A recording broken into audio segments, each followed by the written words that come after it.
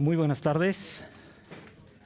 Quisiera comenzar, como siempre, dando las gracias a Fundación Casa de México, a UNAM España y al Centro Cultural Conde Duque por propiciar un año más el que podamos reunirnos, compañeros, amigos de distintas especialidades. Y yo quiero hacer hincapié en esto, sobre todo porque hoy voy a estar acompañado aquí delante por tres compañeros, tres amigos que nos van a dar tres miradas diferentes sobre el tema sobre el que vamos a conversar. El futuro de una ilusión, cómo construye futuros posibles la ciencia ficción, cuáles son los límites de la imaginación humana. Y tenemos, pues, como dije hace un momento, tres personas que encarnan, tres creadores que encarnan tres miradas distintas. Me voy primero hacia el extremo. Nayef Illa es ingeniero de formación, es decir, él tiene una mirada técnica más próxima a lo científico sobre todos los temas sobre los que estamos trabajando. Es escritor, es ensayista, pero yo quiero destacar de su producción, si me lo permite, algo que no puedo dejar de subrayar, que para mí es un tema fascinante, que es el tema de los alucinógenos, de los hongos. Siempre desde muy joven, a partir de mis lecturas de Robert Graves y a partir de ahí de Gordon Wasson y muchos más, pues me volví muy aficionado a estos temas, y por eso el ensayo, que lo tienen ahí, por favor, al fondo, y yo les exhorto a comprar libros, que luego podrá Nayef firmárselos y dedicárselos a ustedes.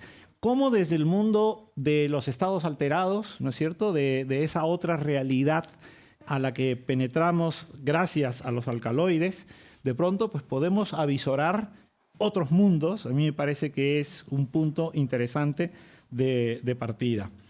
Mayeli González, que nos acompaña también hoy, destaco no solamente que es narradora, que ha publicado unos libros que ella misma nos hace hincapié en que no están disponibles en España en este momento, porque los publicó pues, en Cuba, y hasta que no se reediten, no estén disponibles, no podemos leer esa obra suya, pero en cambio la podemos disfrutar en otros textos que sí están publicados en América Latina, en España, y lo que haya en la mesa, por favor, los encomiendo, los encamino a adquirirlos.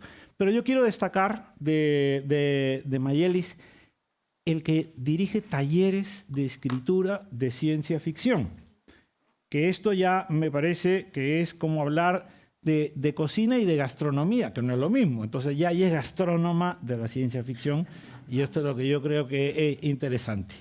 El extraterrestre poco hecho es una cosa que nos vendría a importar aquí. Y luego pues tenemos otra mirada todavía que es también más interesante, que es la de Bernardo Fernández Beff, que es artista, aparte por supuesto de narrador, aparte de escritor, pero tiene esa dimensión plástica en su creación que me parece que enriquece todavía más la posibilidad de hablar del tema que nos convoca. No tenemos a nuestro alcance allí en la mesa la obra gráfica de Beff, pero ya yo estoy dispuesto a adquirirla a través de Iberlibro, Amazon, AB Books o lo que haga falta, porque ya he visto algunos títulos que no puedo vivir sin ellos. Entonces es algo que también los exhorto a buscar. Y me gustaría comenzar recordando que el día de ayer, con el tema que me tocó moderar, compartí con los invitados un material que consistía en una entrevista al astrónomo del Vaticano, es decir, el funcionario eclesiástico de la Iglesia Católica, que tiene como finalidad determinar si los extraterrestres son criaturas de Dios o no. Por supuesto, él está convencido de que sí. Hoy, el material que he compartido con nuestros amigos es de otra naturaleza. Y para esto pediré que, por favor, nos proyecten la portada de un libro, que es el único libro que se puede leer sobre J. Posadas. ¿Quién fue J. Posadas? J. Posadas fue un trotskista argentino. Su nombre original era Homero Cristalli. Era un líder obrero. Era un hombre nacido de la primera generación de inmigrantes italianos. Trabajó en el sector del calzado.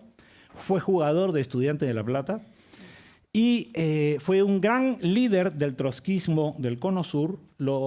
El partido y sobre todo el periódico que él fundó llegó hasta Cuba, Colombia, Bolivia, Perú, Chile, y fue incluso el fundador de una cuarta internacional trotskista que llevaba además su nombre, Cuarta Internacional Posadista.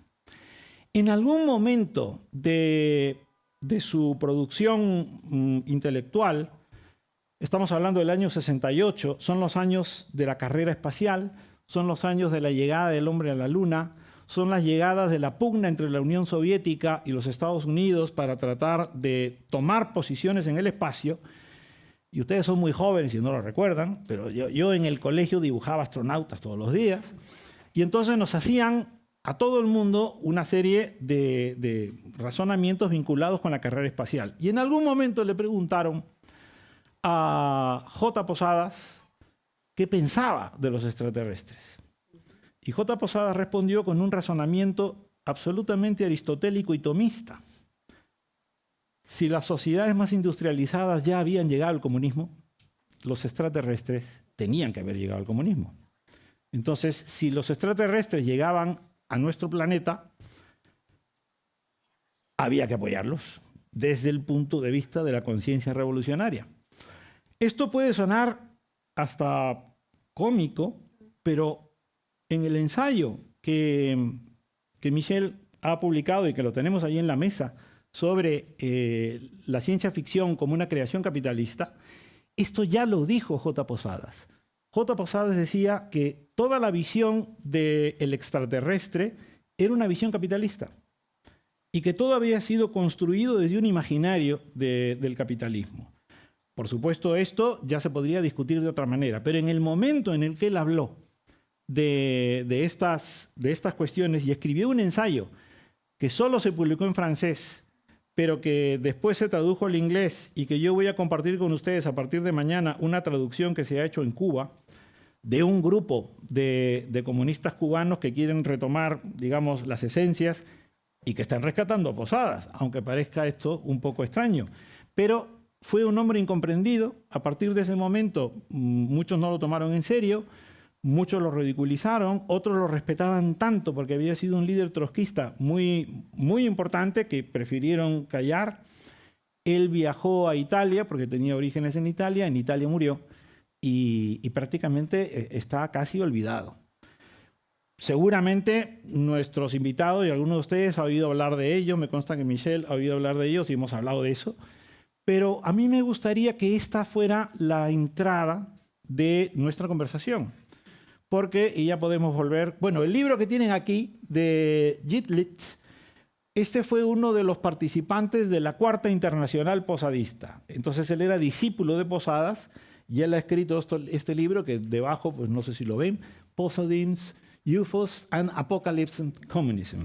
Es un libro que se puede encontrar incluso en AB Books todavía en inglés.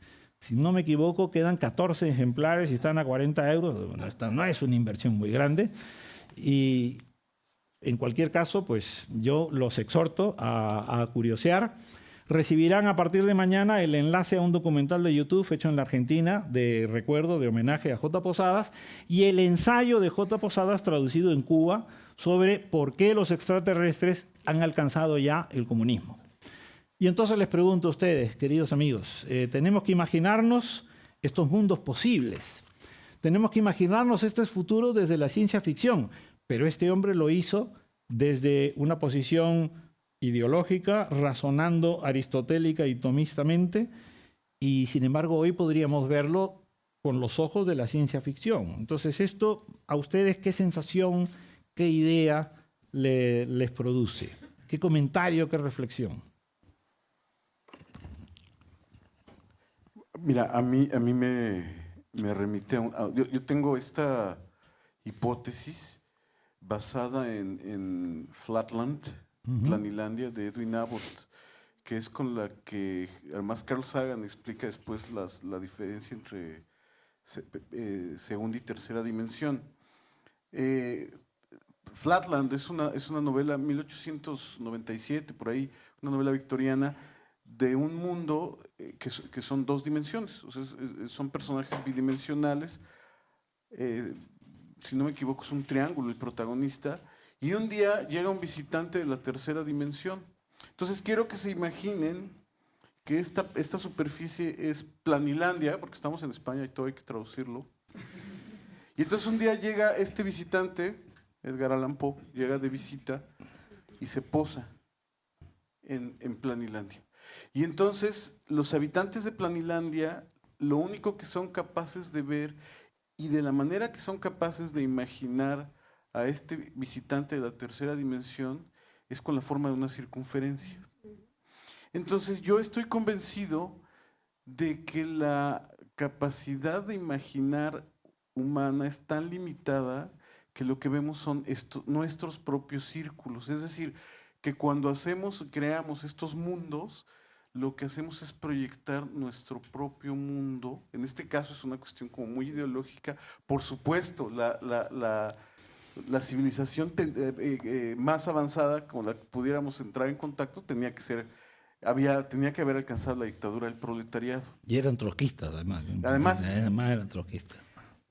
De modo que yo estoy convencido, se hablaba el primer día de los extraterrestres en la ciencia ficción y la complejidad de crear extraterrestres que no sean actores con máscaras de Halloween como es en Star Wars, pues es precisamente por esta imposibilidad.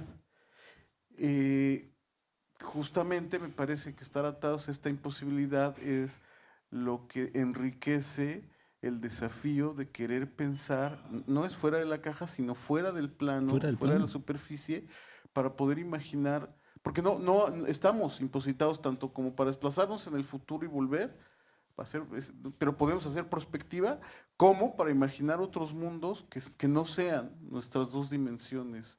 De modo que como yo lo veo, que este ejercicio hermoso, que además es casi inherente a la literatura de la imaginación y bueno, específicamente a la ciencia ficción, de crear otros mundos, es la manera que tenemos de poder escapar a nuestras ataduras bidimensionales a la hora de poder intentar o percibir, imaginar, incluso anhelar a las tres dimensiones. Muy bien. Tenemos uno para cada uno. Pues sí, yo estoy de acuerdo con Bev. Como gastronómica de la ciencia ficción, tengo que decir que hace poco, de hecho, impartí un curso que se titulaba Literaturas no humanas y que vamos a decir que la premisa era tratar de pensar, ¿no?, por fuera de esa humanidad y tratar de imaginar si se podía, ¿no? También era interrogarse si se podía hacer una literatura especulativa que pudiera reflejar lo radicalmente distinto, ¿no? Entonces por ahí pasamos por diferentes, vamos a decir que, aproximaciones, pero lo cierto es que esto es una problemática que ha sido tocada por la ciencia ficción desde hace muchísimo tiempo. Yo creo que la obra que lo refleja con más creces es precisamente Solaris de Stanislaw Lem, ¿no?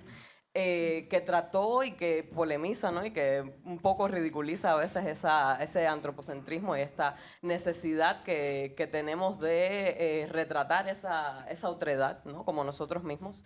Y en este caso Solaris es este planeta que es una entidad también autoconsciente y que los humanos, bueno, pues han tratado de estudiar y de escribir en miles de enciclopedias y no han podido dilucidar qué cosa es lo que es Solaris, ¿no?, cómo funciona. Y bueno, la novela es precisamente ese enfrentamiento de dos maneras de percibir la realidad totalmente distintas. Entonces, bueno, la conclusión pareciera ser que no hay una posibilidad de retratar esa radicalidad y terminamos, ¿no?, haciendo una especie de reflejo de nosotros mismos. Entonces, sí, la ciencia ficción, yo creo que los derroteros que se está imponiendo, de pensar por fuera de su humanidad, también más allá de ver tanto hacia afuera, que eso es algo que esa animosidad, ese deseo de que los extraterrestres estén aquí entre nosotros, que eso era una cosa que decía Posada, ¿no? Porque tal como lo ha planteado Iwasaki, pareciera, no, él creía en los ovnis y que ya los extraterrestres estaban entre nosotros, esos extraterrestres comunistas. Entonces, bueno, ese deseo de esa invasión extraterrestre, de pensar ese acercamiento de una civilización totalmente diferente, yo creo que si no reemplazada, al menos está expandiéndose a otras especies que ya conviven con nosotros en el planeta, ¿no? Otras criaturas terrestres, y esa necesidad o esa curiosidad por saber cómo pensarían otros modos de vida, por entender una forma diferente de relacionarnos y que tiene que ver mucho con la poshumanidad. Y Nayef ahí podrá hablar sobre los alucinógenos y otro tipo de criaturas, ¿no? que comparten el planeta con nosotros. Quizás va un poco más por ahí, digo yo, las últimas aproximaciones, o al menos las que me han interesado últimamente, más allá de imaginar ese futuro que tiene que ver con una invasión, que tiene que ver con una llegada alienígena, que yo adopto esa postura del indiferentismo cósmico. Realmente sí existe, que sí creo que exista por la vastedad del universo. Criaturas allá afuera le interesamos una mierda. Entonces. Nayef, un ratito antes, te quiero repreguntar algo, Maye, y es, tú que tienes un taller y tendrás pues estudiantes que trabajan los textos que les propones o que asumen los retos que les planteas, si tú les compartieras el ensayo de Posada sin decirles su origen, podrían interpretarlo al leerlo como algo de ciencia ficción. Perfectamente. Pues esto es un experimento que yo te ruego por favor que hagas, porque puede ser muy divertido. Me lo voy a robar para hacerlo en clase. Está muy bien, pero sí, sobre todo porque la ciencia ficción, especialmente en los últimos tiempos, ha solido hibridarse. No solo es esa literatura que solíamos relacionar en otras épocas como una literatura muy de argumento, ¿no? Los personajes se diluyen, no importa tanto la forma, es el argumento, es pensar lo humano en cuanto a especie, ¿no? Y la individualidad un poco que se va diluyendo. Esto, por supuesto, ha cambiado, y estoy pensando, por ejemplo, en un texto de Vincent Desprez como Autobiografía de un pulpo, que es literatura especulativa, de ciencia ficción, que se disfraza de ensayo totalmente, ¿no? Es un ensayo de intercambios entre lingüistas en este mundo en el que hemos descubierto que los animales son capaces de producir literatura, solo que no la literatura bajo nuestros parámetros. Entonces, claro, en ese sentido, pues la literatura de ciencia ficción también es muy permeable a acoger otros géneros y otras maneras, ¿no? Y esto pudiera pasar perfectamente por un ejercicio escritural de ciencia ficción. Perfecto. Nayef, por favor. Bueno, ya que ustedes hablaron de dimensiones y de narraciones, yo me voy a regresar entonces a lo que planteas desde el principio, que es la ideología. Y bueno, pues nada me parece más de ciencia ficción que pensar que todavía existen las ideologías o que van a sobrevivir para la semana próxima. O sea, siento que estamos viviendo en un tiempo que las ideologías están totalmente colapsadas, están convertidas en un fango indescifrable. Entonces me parece una ilusión tan, pues en este punto ya tan naif. Incluso cuando vemos con retrospectiva la imagen de estos cosmonautas que encuentran seres súper evolucionados y súper comunistas en el espacio. Entonces me parece muy padre ¿cómo era el lema? Marcianos, luces de colores y trotskistas en sus platos voladores. Pues esa es la frase que me parece más interesante. Pero fíjate, aquí esto se llama el futuro de la ilusión, y yo, no sé, a mí más bien me da que desde los años 80 vivimos en la ilusión del no futuro. O sea, el punk vino a traernos esa certeza de ruptura que en ese momento no parecía una certeza y que ahora lo vemos como una realidad. Y el cyberpunk entonces trae todo otro tipo de narraciones que son de las que yo me enamoro en lo particular, que es esta idea de que la calle tiene sus propios usos para las cosas. Era una especie de apropiación de lo tecnológico y de entender que no existe la ciencia ficción. O sea, muy poca gente hace ciencia ficción. O sea, Bev sí entiende de esto, pero la mayoría de los que hacemos pues, pensamos esto, hacemos tecnoficciones. O sea, la ciencia es otra cosa. Lo que nos interesa son las herramientas, es la pala con que hacemos el hoyo y cómo la pala nos convierte en otra cosa y cómo el instrumento hace de nosotros otro ser. Eso es Marx otra vez, ¿ah? Eso es también. Pero los medios de la producción me han convertido en otra Marx cosa. No puedo decir sin la ideología. Marx o sea, están los medios de producción viajando solos, sin control, y ahora ya tenemos el control es la inteligencia artificial. Esa era la sorpresa que nos tenía el progreso, y ahora estamos en manos de esta máquina de plagios, esta máquina voraz, devoradora de textos, y en medio de una economía de oligarcas que no hacen más que texto. Básicamente hemos caído en la fantasía bidimensional de otra manera. Nos están contando un relato a través de algoritmos que no son más que texto, y están cambiando la manera en que vivimos, la manera en que entendemos, y destrozando toda posibilidad de una ilusión. No sé, francamente, yo ya soy un viejo, pero veo los chavos y digo, ¿qué pueden ilusionar, ¿no? O sea, ¿qué puede seguir de esto? Esto tiene que ser, de cierta forma, uno de los finales, uno de los menos glamorosos que podíamos haber imaginado. Fíjate que ahora ya me has abierto los ojos. La inteligencia artificial como superestructura. Otra vez, está claro. Podría ser. Pues a mí me gustaría pedirte, Beth, porque cuando conversamos, Beth y yo, hace un momento sobre este texto de J. Posadas, me dijiste algo muy interesante sobre las ficciones de la Unión Soviética que se aproximaban a la ciencia ficción y que me encantaría que lo compartieras. Es que había bueno, tú debes haber conocido muy bien que había una línea de la ciencia ficción soviética que planteaba que las sociedades más avanzadas necesariamente llegaban al comunismo perfecto. Y yo no recuerdo más de una antología. En mi casa mis papás tenían como mucha simpatía por la Revolución Cubana. Yo soy hijo de dos hippies comunistas fresas, como decimos en la ciudad de México. Sí, o sea, gente, juniors, pues, ¿no? Dos principitos. Pero había entonces, había muchos libros de estos que tú debes haber conocido perfecto. Me acuerdo que era la editorial Mir. Hombre, la editorial Thor, El Capital en Thor, y Marta Harnecker y todas estas cosas. Pero había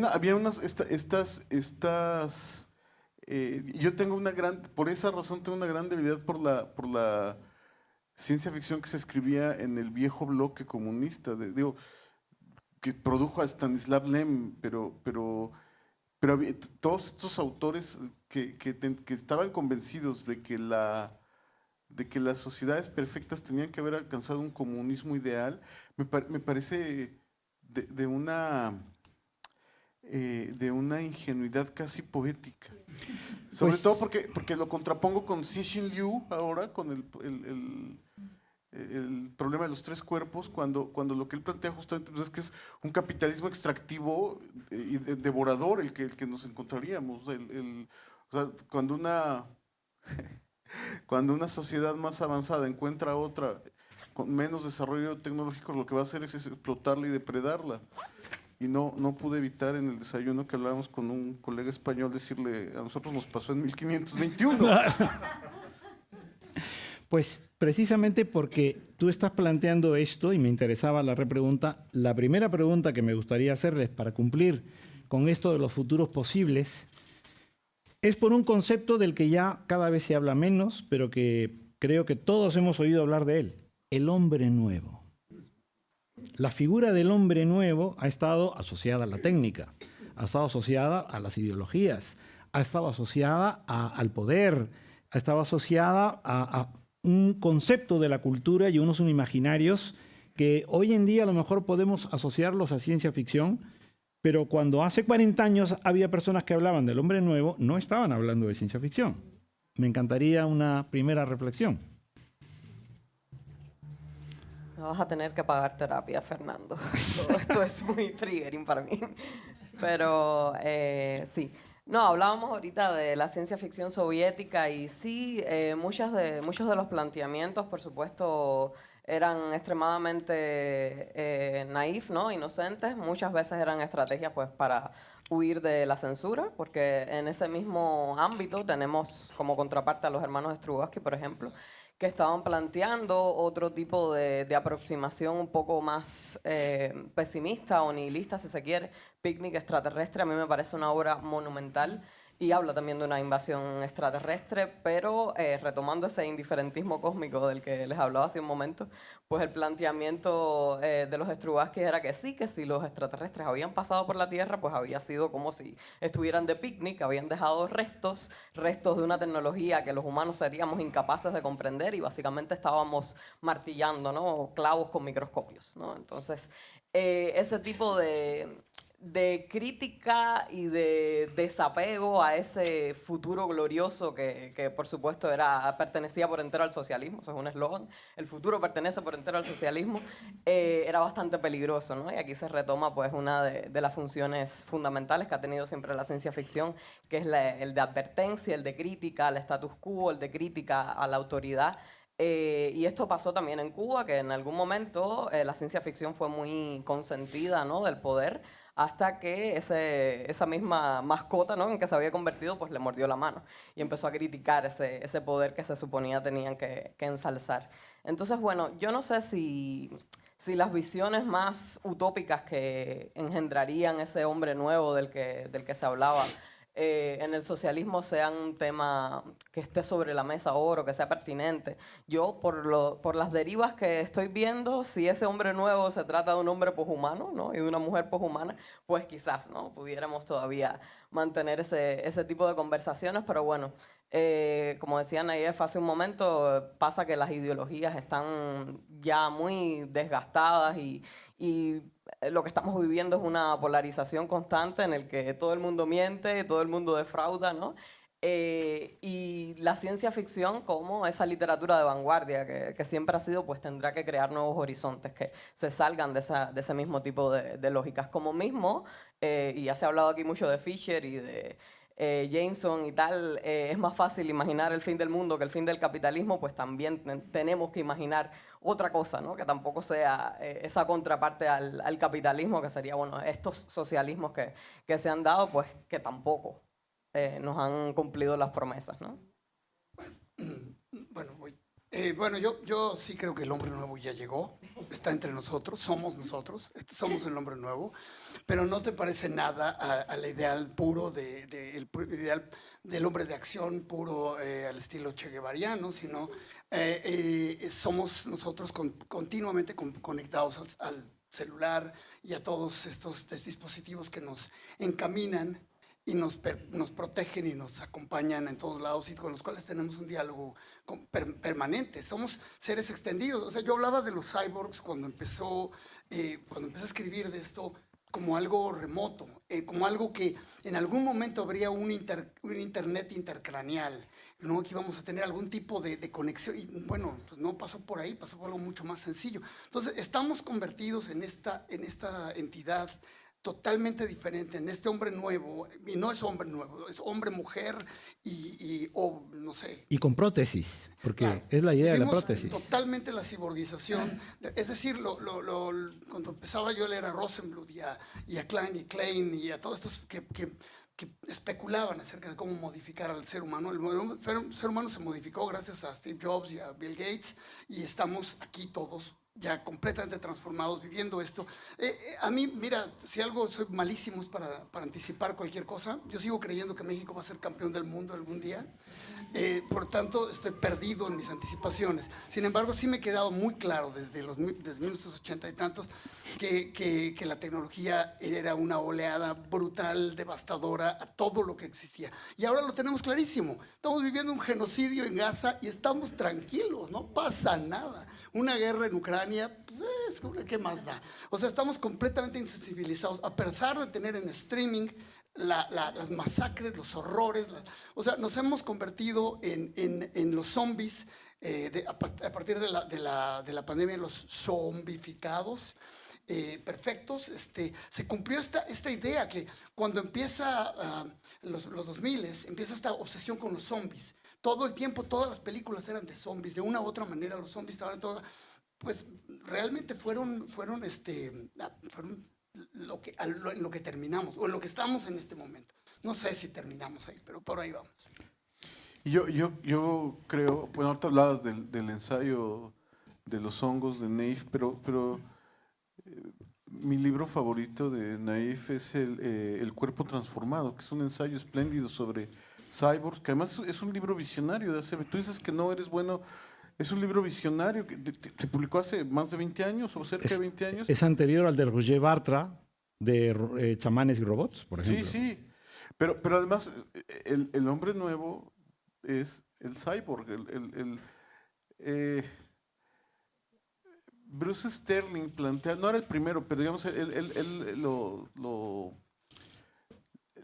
lo articula muy bien como en dos posibles caminos para aunque él no pensaba en el hombre nuevo, sino el futuro de la humanidad eran los shapers y los mecanicistas.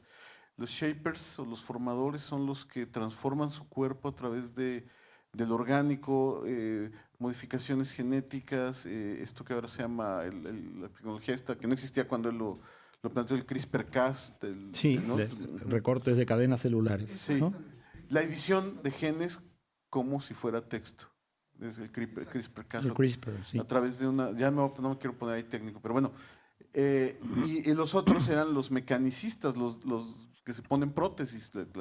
Y efectivamente, y esto quiero como redondear la idea que planteó ya Naif, es que en realidad este proceso de cyborgización de la humanidad tiene una deuda más grande con Steve Jobs que con Marvin Minsky, ¿no? O sea, pensábamos que íbamos a hacer una digitalización de nuestra conciencia y todo eso no fue necesario. Tenemos una especie como de prótesis cerebral. Que es el celular. Que es el teléfono celular. Entonces, el hombre nuevo es el cyborg a través de la conexión permanente con una supercomputadora que funciona.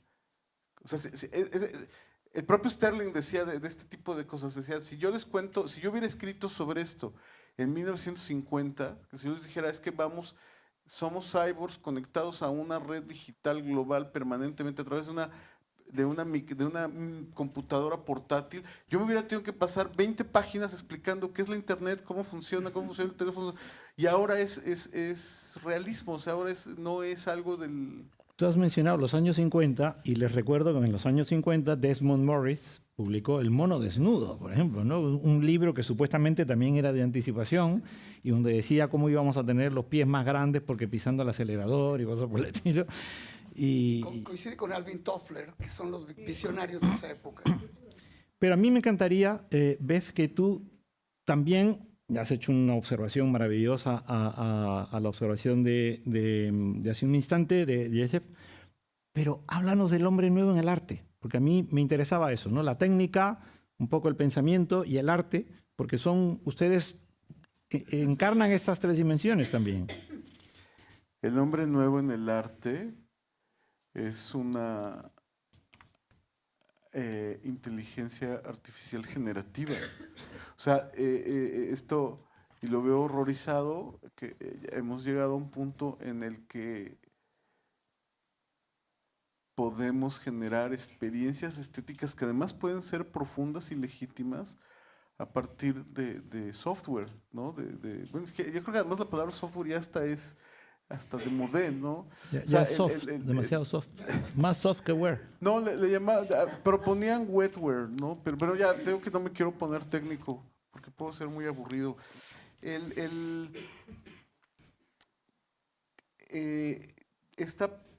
Esta posibilidad, que además está en un debate, pero que no sé si se va a poder, o si seremos capaces de llegar a conclusiones reales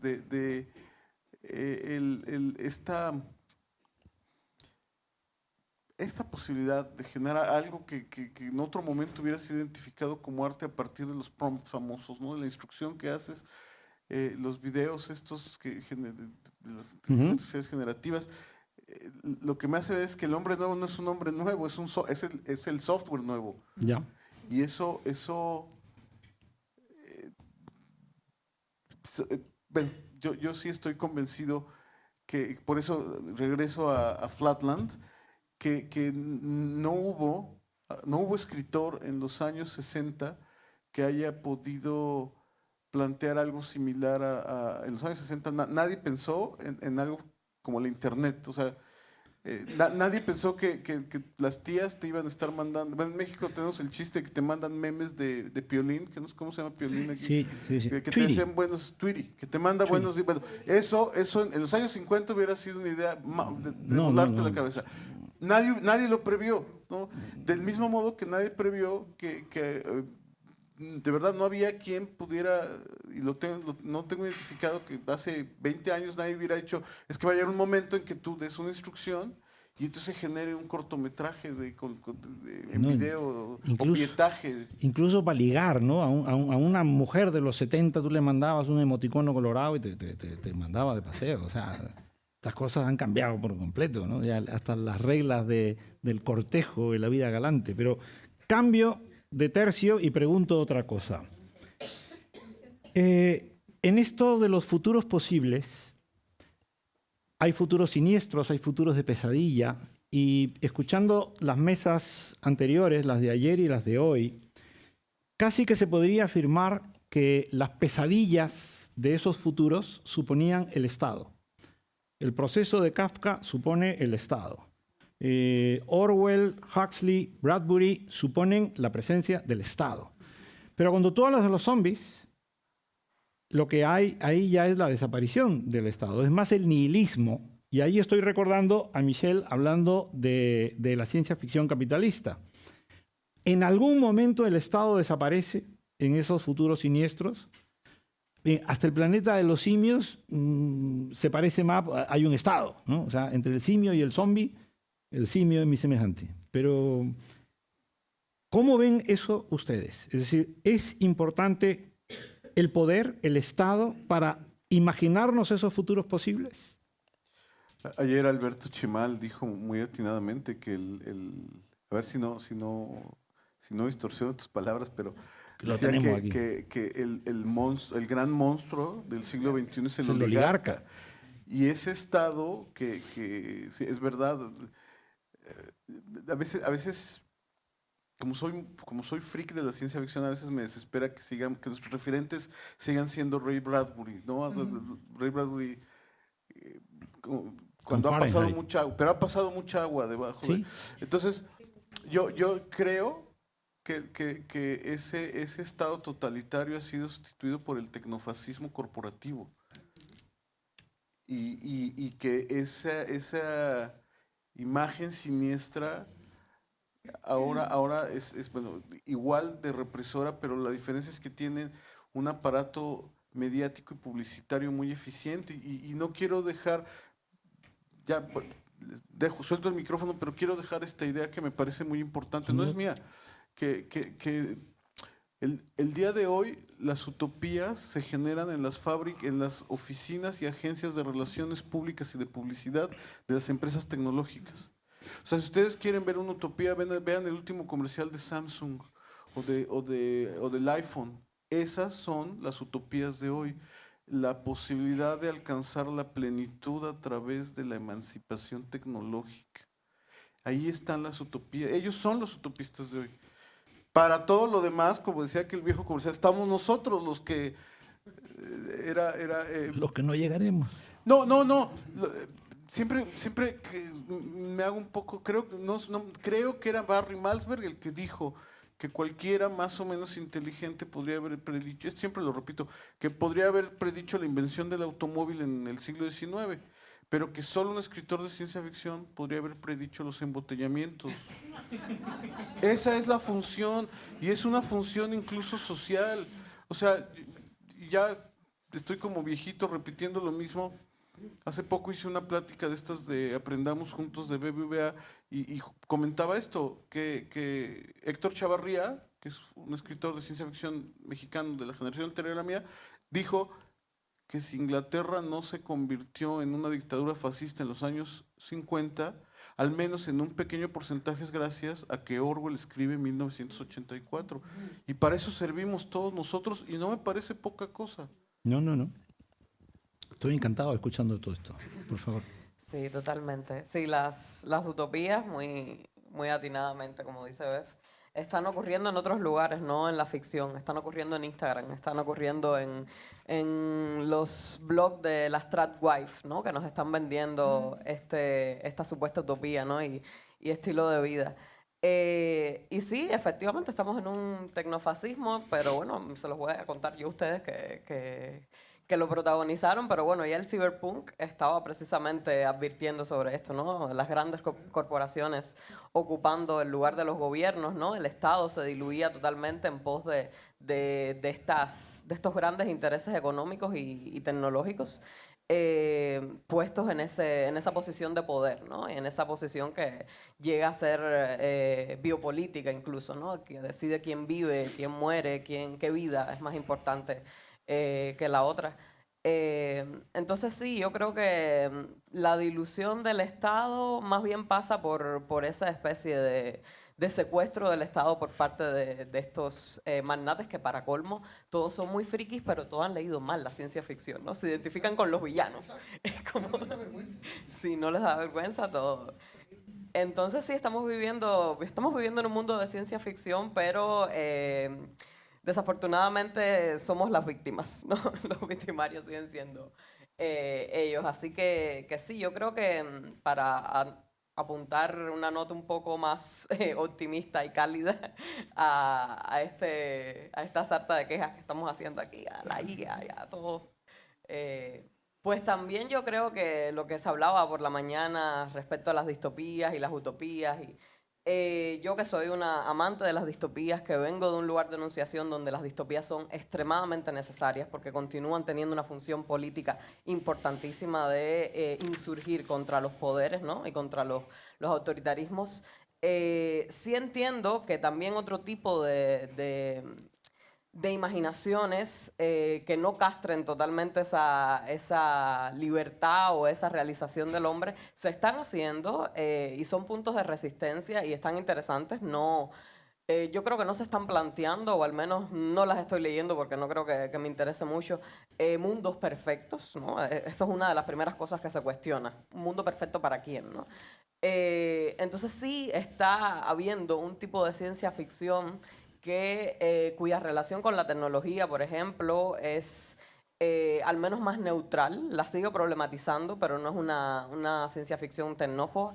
A mí me gusta mucho y bueno, afortunadamente la tenemos aquí en este congreso, la literatura de Andrea Chapela, que a mí me parece que es un ejemplo muy bueno de cómo retratar cómo está afectando esa tecnología, una tecnología que ya estamos viviendo, que no es una cosa de años venideros, ¿no? Y de mucho tiempo en el futuro, cómo está afectando nuestra intimidad, cómo está afectando la relación que establecemos con los otros, y verlo de una manera sin dejar de problematizar, pero no verlo, o sea, yo no siento que sea una literatura tecnófoba. Otra autora mexicana que también está haciendo imaginaciones, haciendo especulaciones que van por otros caminos que no necesariamente son los de estas distopías clásicas al estilo de 1984, que no tiene redención ninguna ahí para sus personajes.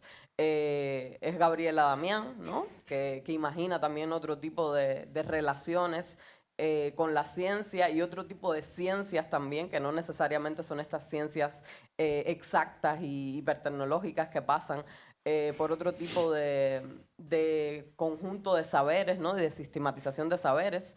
Y ahí entran entonces otro tipo de hibridaciones en que la ciencia ficción deja de ser tan científica o tan occidental, al menos como nos las hemos planteado, y empieza a darle cabida a otros puntos de vista, ¿no? Y a otras epistemologías, ¿no? Bueno, nada, siguiendo un poco con la idea de los oligarcas y de los jerarcas y de quienes dominan estas narraciones, no olvidemos que estamos en manos de estos oligarcas, que ellos ya declararon el fin del mundo. Es decir, ellos ya vieron que no hay viabilidad para este planeta, que la única esperanza es o volverte prepper y tener tu búnker hundido a 100 metros bajo tierra y tener todas las armas del mundo, o bien la verdadera opción es lo que propone Elon Musk, que es escapar a otros planetas como una realidad Entonces, ellos son los que tienen la utopía.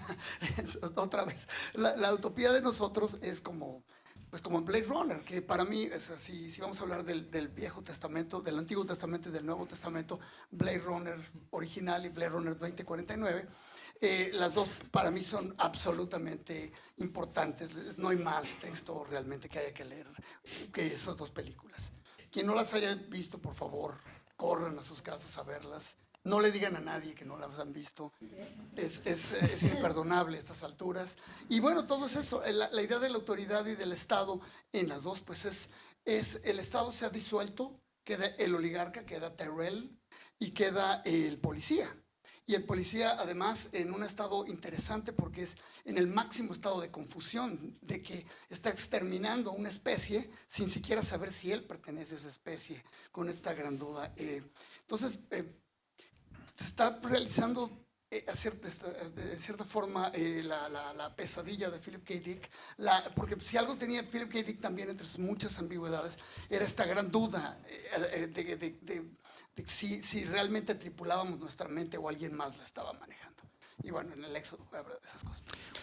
Yo quiero decir algo rápido de Blade Runner, que su impacto estético en la idea de futuro que tenemos es tan profundo que yo hacía esta broma antes del año de 2018 para acá. Yo solía hacer esta broma.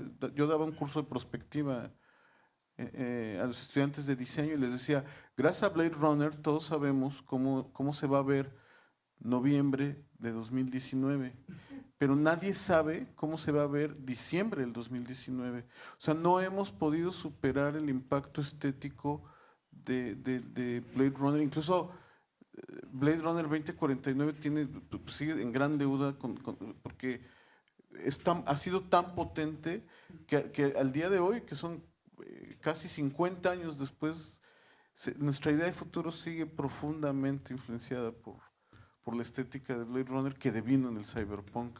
De hecho, ¿tú has ido a Sevilla últimamente? ¿A Sevilla? Sí. No, hace mucho que no. Pues ahí han hecho una cosa que se llama las setas de la encarnación, que es Blade Runner totalmente, ¿no? Pero Antiguo Testamento. Entonces, ahora, debo decir que prefiero que el mundo se Blade Runnerice a que se Starbucksifique. eso está bien. O se Airbnbnice. Eso, claro. Y el que lo Star Warsifique, gran Star Warsificador será, ¿no?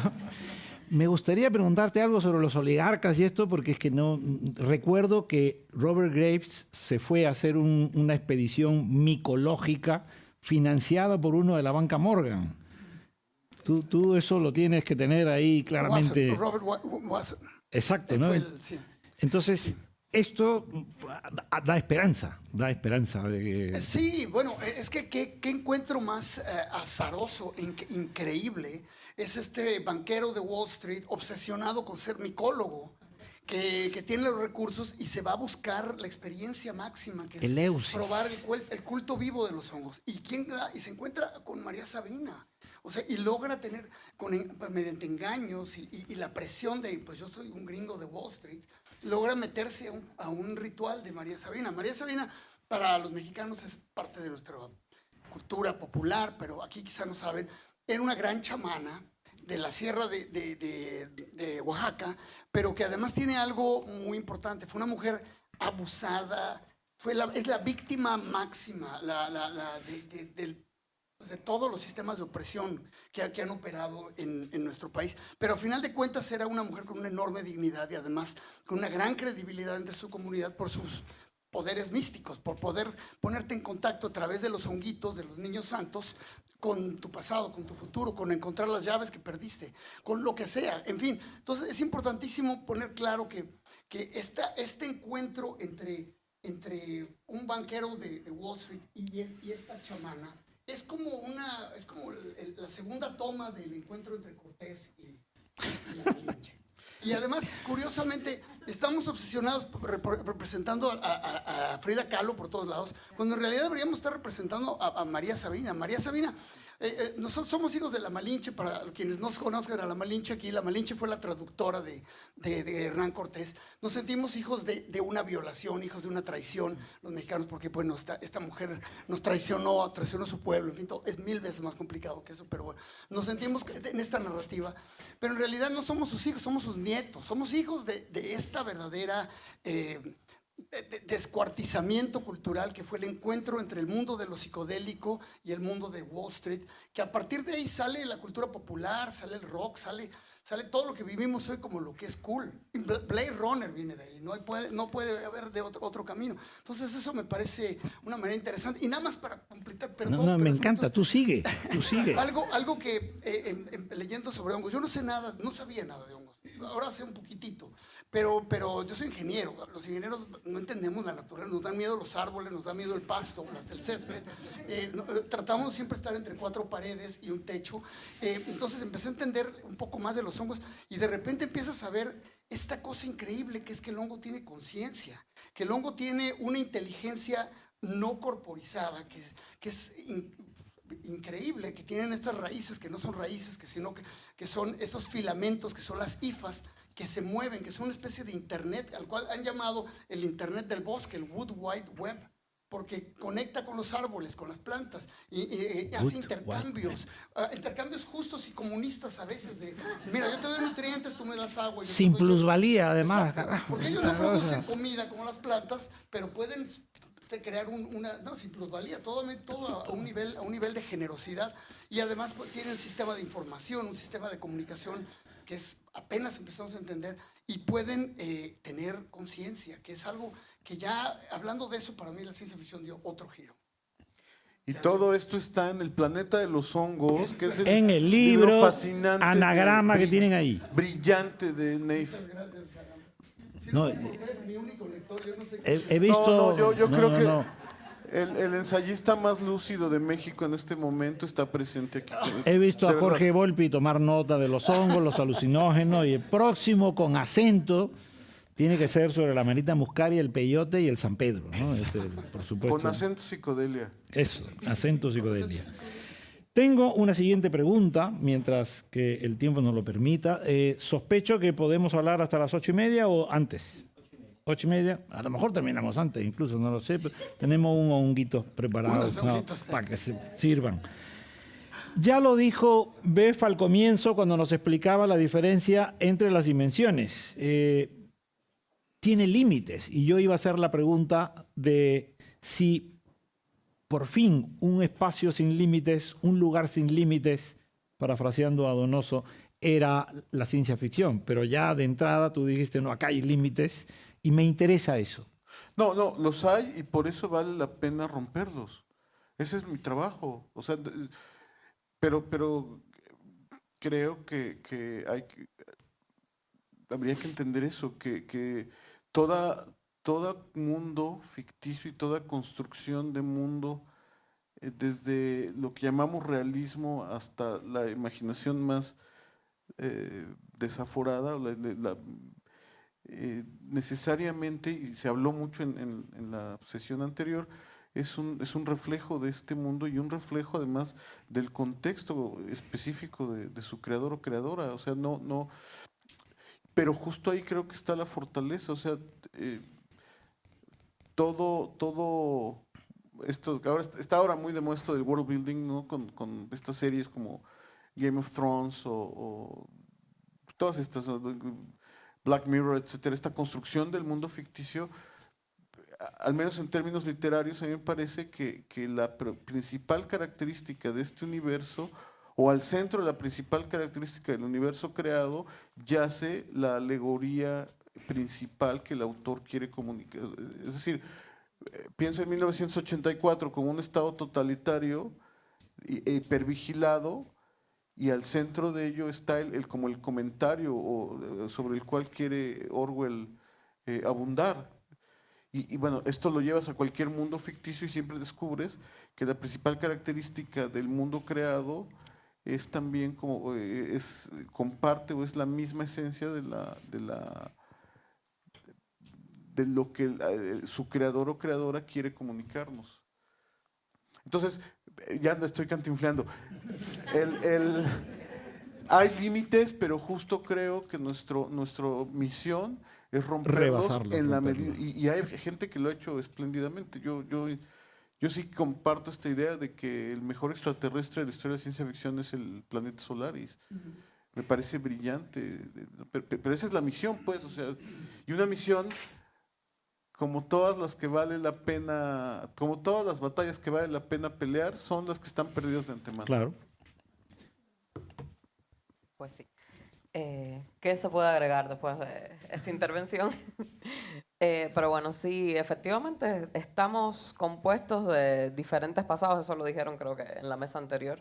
Un cúmulo de pasados que se han convertido en retrofuturos, ¿no? Que ya no ocurrirán. La ciencia ficción se piensa que habla mucho del futuro, pero habla más del presente de sus autores y sus autoras, de los miedos que estuvieron en boga en ese momento. Y por eso vemos también cómo hay olas, cómo hay tendencias, cómo hay ciertas temáticas que se repiten dependiendo el tiempo. En los 50 pues había mucho miedo, ¿no? a la cosa nuclear. Hay un revival ahora mismo. Estamos viviendo un revival. Y bueno, eso mismo, en los 80 pues teníamos Norteamérica... imagina todo este futuro con el cyberpunk, que ya en Latinoamérica lo estábamos viviendo, ¿no? Desde hacía mucho con este intervencionismo, ¿no? Del norte global y las transnacionales, ¿no? Y estas ciudades donde había muy bajo nivel de vida, pero luego una alta tecnología a la mano, ¿no? de todos. Y bueno, entonces esa ciencia ficción vemos que está reflejando constantemente esos miedos contemporáneos y que va cambiando esas configuraciones del futuro, ¿no? En dependencia de lo que nos aflige. Yo creo que una de las cosas ahora mismo que nos causan aflicción, hay muchísimas, ya hemos hablado aquí que es la inteligencia artificial o ahora mismo con este prolegómeno de la Tercera Guerra Mundial, ¿no? Que parece que puede empezar en cualquier momento. Pero otro de los miedos, por encuestas que se han hecho, estudios y tal, que tenemos ahora mismo, tiene que ver con el ecocidio. Tiene que ver con ese fin del planeta tal y como lo conocemos. Tiene que ver con esa avanzada de migraciones que van a tener más que ver con el cambio climático que con otro tipo de cosas más económicas o políticas. Y hay un malestar muy evidente, ¿no? Por parte sobre todo de generaciones más jóvenes, ¿no? Cuando se hace encuesta entre los generación Z y tal, o sea, esa es una de las cosas que más los aflige, ese miedo al ecocidio. Y que, por supuesto, la ciencia ficción lo ha estado reflejando, y no ahora, eso está desde hace muchísimo tiempo. El nombre del mundo es Bosque, de Ursula K. Le Guin, es un ejemplo de ya hace bastante tiempo. Bueno, Úrsula fue una avanzada en muchísimos aspectos. Pero bueno, la cosa es que sí, que tenemos que constantemente ir empujando esos límites de la ciencia ficción y de lo que entendemos por el futuro, de esos futuros. Y yo creo que las cosas, o sea, dentro de las cosas positivas que están pasando con el género, que es un género, no sé si lo saben, pero la ciencia ficción a cada rato dicen que ya se agotó, que ya se murió, la están matando a cada paso. Ya no hay más nada que escribir en ciencia ficción, todo lo hemos agotado. Ahora mismo vemos, ¿no?, que los futuros son cada vez más próximos. Y sin embargo la ciencia ficción continúa renovándose, ¿no? Y continúa estando vigente. Actualmente estamos viviendo un periodo casi dorado, ¿no?, sobre todo en español, de la ciencia ficción, en que hay muchísimos creadores, en que se está publicando en editoriales que antes ni nos topaban, ¿no?, como dirían los mexicanos. Y vemos entonces que lo que yo creo que ha sido revolucionario en estas nuevas olas de ciencia ficción que la han mantenido vigente es precisamente la entrada de otro tipo de sujetos enunciantes de esa ciencia ficción, y que tiene que ver con cómo las periferias, ese tipo de sujetos que no contaban para nada en esos relatos del futuro, pues están tomando la palabra y están esbozando cuáles son los futuros que les competirían y que los situarían a ellos como protagonistas, ¿no? Por eso las ciencia ficciones del sur global, ¿no?, las de Latinoamérica, las de África, las de ciertos lugares, por ejemplo, como el Medio Oriente, están ahora tan en boga, y son del interés de los lectores porque son cosas novedosas, ¿no? Son enunciaciones que no habíamos tenido hasta ahora. La literatura escrita por mujeres, la ciencia ficción escrita por mujeres o por identidades queer, ¿no? También están siendo como bastante leídas y se les presta bastante atención. Y yo creo que por ahí también pudiera ir esa explotación de límites, ¿no? Y esa imaginación. O sea, una de las revoluciones más grandes que estamos viviendo ahora a nivel de identidad tiene que ver precisamente eso con el género, ¿no? ¿Qué cosa es lo que somos? Nos estamos replanteando un montón de cosas que la ciencia ficción de los años 60, de los años 70 ya empezaron a plantearse ese tipo de cosas, ciertos escritores y escritoras, pero ha sido un género sumamente conservador, ¿no? Y ahí tenemos en Star Trek que la mujer negra sigue siendo la que contesta el teléfono, ¿no? Y sigue estando en el mismo lugar. Entonces, bueno, creo que esos límites también pasan por no solo imaginar futuros distintos, no solo imaginarse configuraciones de esos futuros distintos, sino enunciarlos desde lugares diferentes, ¿no? Desde lugares que no se habían hecho antes. Tú te refieres a Uhura, la teniente Uhura, ¿no? Exacto. Yo sí pienso que tenía un elemento para la sociedad represiva estadounidense, era revolucionaria, era altamente revolucionaria. El primer país interracial. Sí, sí, y a partir de eso, bueno, ha habido más, pero Y había dos escoceses, ¿no? Estaba el McCoy Y un chino. Claro, y el chino, ¿eh? Por favor, si sobre esto de los límites y las posibilidades de romperlos, porque me ha encantado que dentro de tu formulación del comienzo hayas además añadido ese deber, como escribió Rodrigo Fresán sobre Bolaño, que era el samurái que va a luchar con un monstruo sabiendo que va a ser derrotado, pues es lo mismo que tú has comentado, y Neyev seguramente va a añadir algo más también. bueno, nada muy enriquecedor. No, Ya, por favor, confíes por favor. en mí, porque en serio, en un ingeniero no hay que tener confianza jamás. No, Y especialmente si te va a construir un puente. No, yo lo que pensaría es que nos hace falta también, pues, retomar lo de la ideología. Vamos a volver a tu punto de partida. Porque yo insisto, cuando lo decía al principio era un poco como un alegato histérico, pero también había algo de realmente a mí sí me preocupa. ¿Qué viene en un mundo sin ideologías? ¿Cómo se van a replantear? ¿Cómo vamos a reestructurar la manera en que vemos y adecuamos nuestras acciones para cambiar a la sociedad?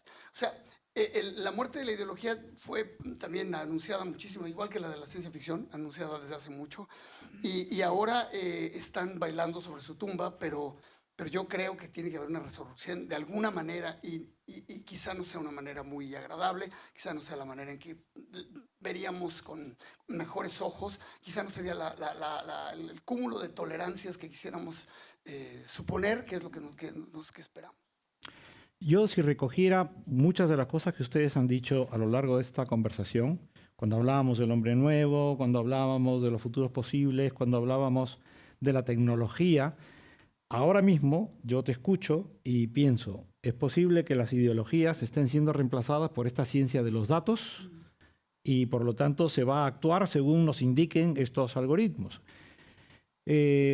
Conocemos el libro de Shoshana Zuboff, del capitalismo de la vigilancia, conocemos el libro de Carissa Bellis, ¿no es cierto?, sobre la privacidad, la intimidad, pero probablemente no se conozca mucho un libro, no existe traducción al español, un alemán, Stephen Mau, The Metric Society, esta es la edición en inglés, donde nos dice ya este sociólogo que la Seguridad Social alemana está calculando la pensión de sus contribuyentes en función ya de la estadística de, por ejemplo, los días que te has tomado de permiso del trabajo, las bajas médicas. O sea, ahora se puede tener una información absolutamente fastuosa de todo tu itinerario como trabajador y, por supuesto, los descuentos cada vez más implacables.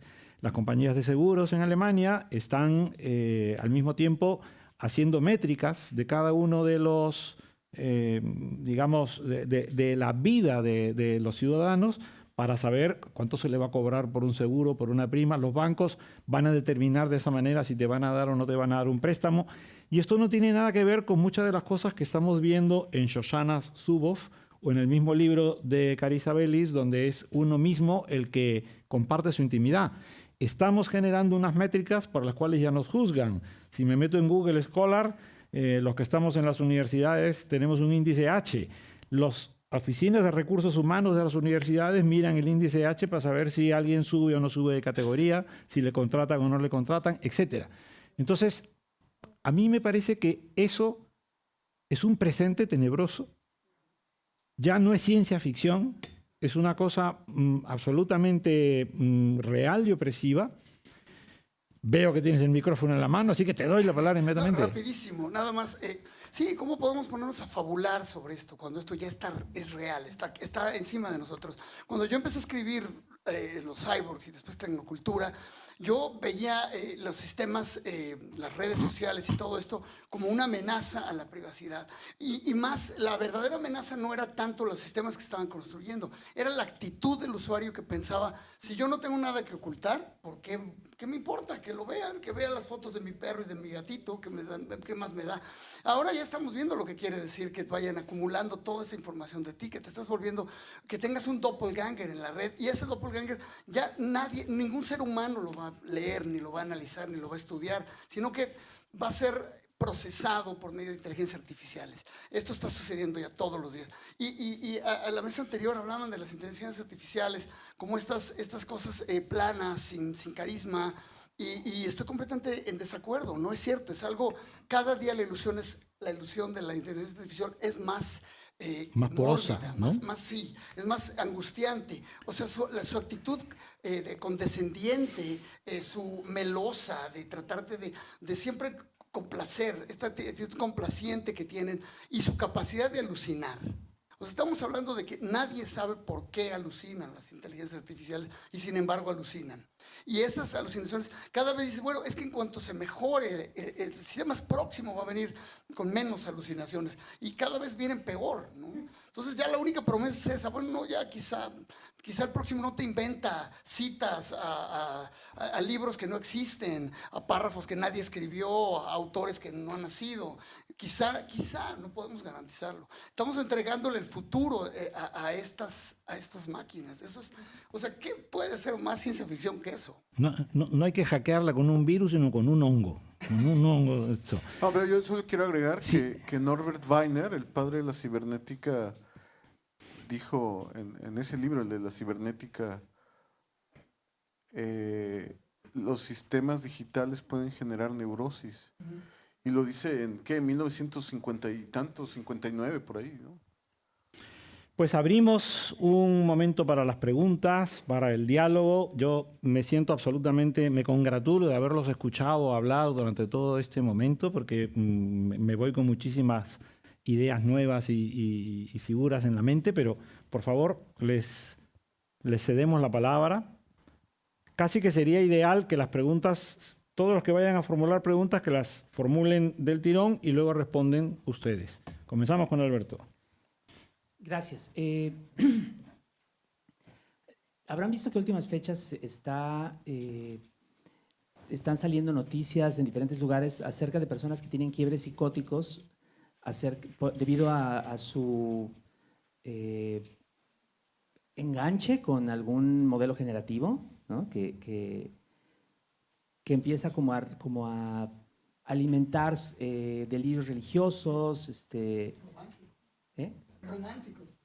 Sí, bueno, de todo tipo, pues. Claro.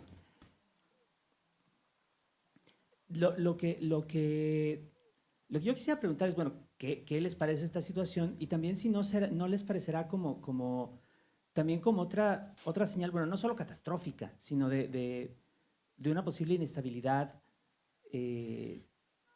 no solamente en la vida humana de sus usuarios, sino también en nuestra relación con estas tecnologías. Antes de responder, ¿alguien más querría formular una pregunta, por favor? Ahora sí. Jorge Volpi. Da la impresión de, hablando otra vez de lo político, a lo que Fernando se refería al inicio de la mesa, que la segunda mitad del siglo XX parecería caracterizada, ¿no?, por ese triunfo de un capitalismo que todavía tenía la idea de que existía el futuro. Y en cambio estamos ahora, en estos años, en un capitalismo ya sin idea de futuro, y en donde más bien todos estos liderazgos autoritarios, es muy curioso porque parece que lo que detestan más es el futuro. Todos van hacia atrás, ¿no?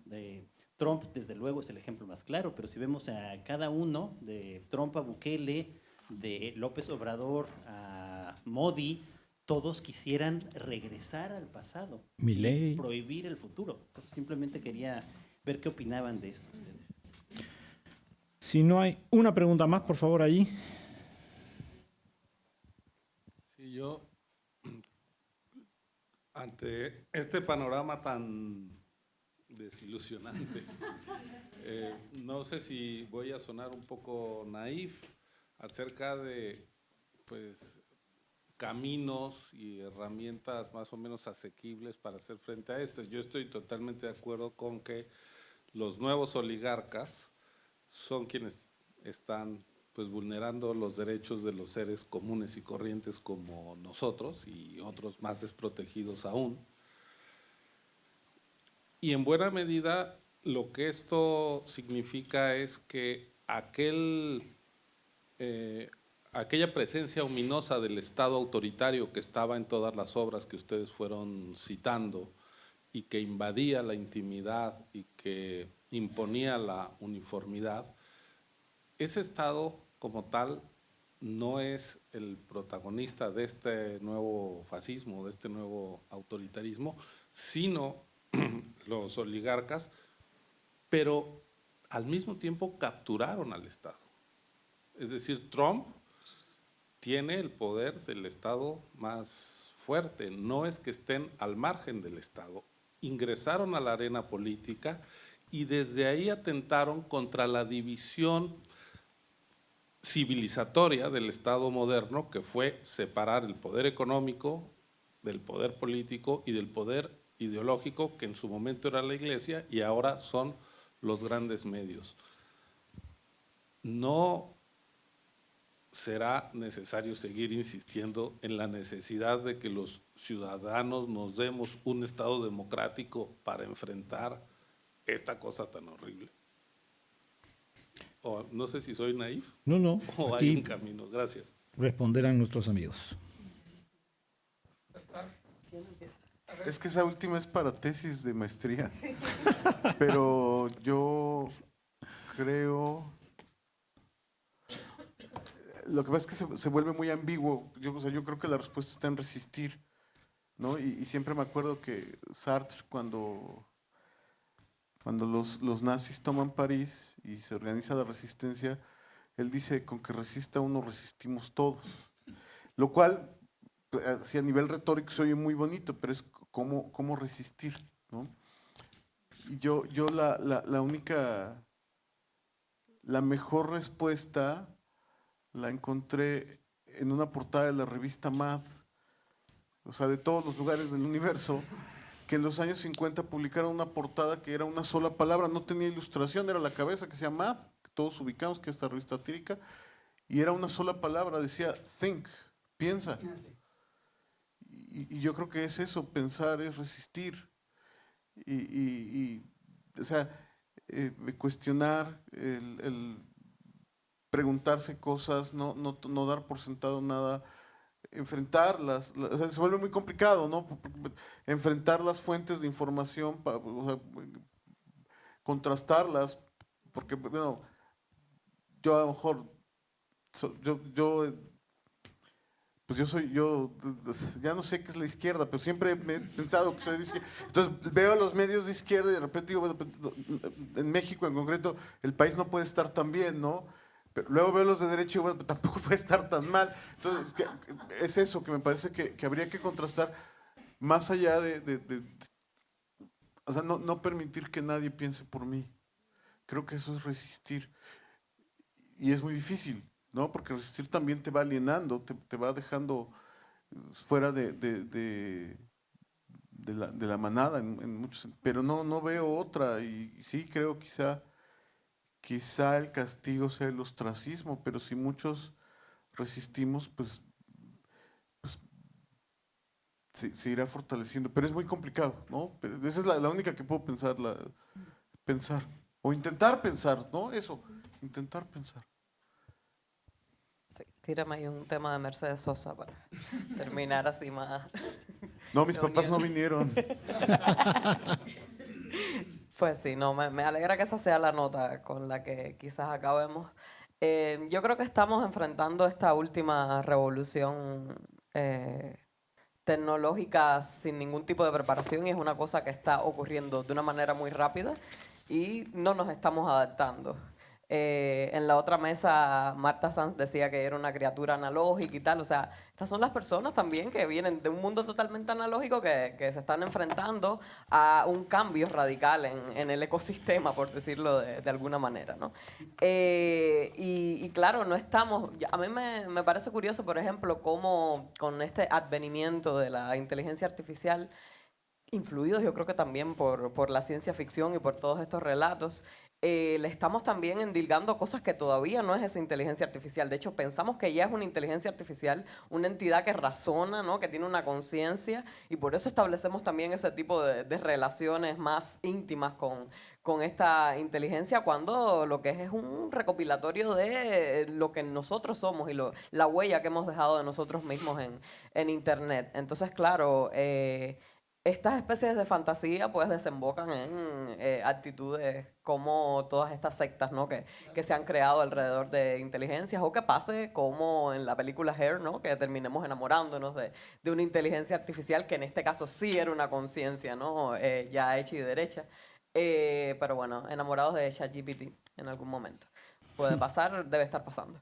Entonces pasa eso, que estamos sin ningún tipo de formación, de educación, ¿no? Para enfrentar este tipo de desafíos que tienen que ver con esa avalancha de información, esas burbujas que se crean también en que solo son cámaras de eco, que solo recibimos lo que nosotros mismos pensamos, ¿no? Y claro, después gana Trump, gana Milei, ocurren guerras y nos asombramos, ¿no? ¿Cómo pudo ser esto posible? Si en el mundo que yo estoy viendo a través de mis redes sociales, no, esa no es la realidad.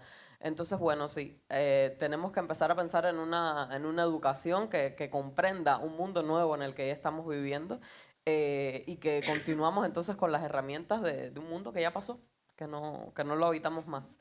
Entonces sí, educación y resistencia desde las comunidades y desde esos lugares que tratan de huir de ese totalitarismo, en este caso pues un totalitarismo que pasa por la información, ¿no? Y por esas redes. Sí, bueno, ya dijiste buena parte de lo que me interesaba decir, pero bueno, nada más para añadir al respecto de lo que decías primero, de estos psicópatas realmente que establecen estas relaciones con una máquina y la humanizan y es un espejo, ¿no? Que les regresa exactamente lo que desean, pero que también va dinamitando sus relaciones humanas y va creando estados de psicosis. Ha habido ya muchos casos, cada vez que me encuentro uno me parece fascinante, pero ya se empieza a volver una cosa un tanto aburrida. Y en este mundo en el cual estos modelos de lenguaje están generando estos modelos de psicosis, me llama muchísimo la atención que, por ejemplo, ya hay un concepto que se llama model welfare, o sea, el bienestar de los modelos. O sea, ya hay gente que se preocupa porque los modelos están bajo mucho estrés, trabajan demasiado, nos proporcionan demasiadas cosas a cambio de muy poco, y que debemos de regular realmente nuestro uso para no hacerles daño. Esto es verídico, esto es totalmente real. Pero me parece increíble en un tiempo de guerra, en un tiempo de genocidio, que esas son las preocupaciones. Y no es tan normal, porque como bien dice Jorge, pues la oligarquía, o sea, lo vimos clarísimo, ya lo hemos repetido hasta el cansancio, hasta me da vergüenza, pero Trump en esa toma de posesión con los máximos jerarcas del mundo digital, todos aplaudiendo en filita, era como una imagen realmente de una película de ciencia ficción de 4 pesos. Era como era tan burdo que no podías creer que la realidad ha caído a esos niveles, ¿no? Que de las alternativas que pudimos tener de realidad fuimos a desembocar en esta tan tan chata. Pero bueno, a la vez tenemos todas las señales de que o sea, ahora yo voy a ser el psicótico. O sea, si el villano se llama Elon Musk, ¿qué más quieres que te digan? O sea, ¿qué más estás esperando para que, o sea, y llega y quiere despedir a cientos de miles de gentes del gobierno estadounidense y lo hace y deja al gobierno en ruinas? O sea, ¿qué más necesitamos como señales? Yo ya no entiendo. A mí me gustaría que cerremos esta sesión de hoy no solamente recogiendo lo que han dicho Neyef, Maggie, Bev, me gustaría conectarlo con la mesa anterior. Decía Michelle que era importante razonar sobre la técnica desde una perspectiva más de izquierda, más progresista. Nos decía Bev que pensar es resistir. A mí me gustaría recordar a Lewis Mumford, Técnica y civilización, El hombre máquina, La ciudad, Pepitas de calabaza, ha reeditado muchos de estos libros. Creo que es alguien que ya en los años 50 nos ofrecía una perspectiva más humanista sobre el mundo de la técnica. Él la dividía entre la técnica democrática y la técnica autoritaria y estaba hablando de todo lo que ustedes y aquí nuestros amigos estaban comentando. Yo creo que si vamos a resistir pensando, y estamos en la 4ª edición de Con Acento, es el mandato para seguir leyendo y escribiendo. Muchísimas gracias a ustedes.